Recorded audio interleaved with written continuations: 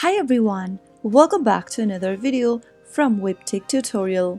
In today's episode, I'm going to be showing you how to change the username of your MacBook Pro. So let's get started. First of all, click on the Apple logo at the top left corner of your home screen. Now click on System Preferences. Click on the Users and Groups option from the list. And now click on the lock icon at the bottom left to unlock the preference panel.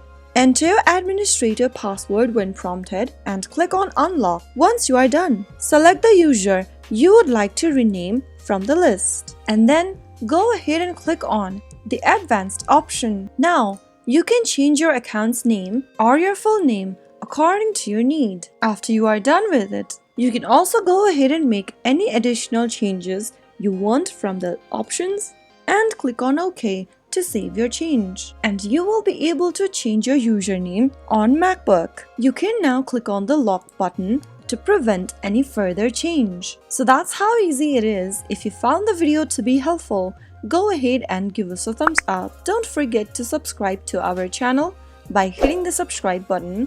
Also press on the bell icon so that you'll never miss another upcoming upload from us. I will be back again with the next video. Thank you for watching.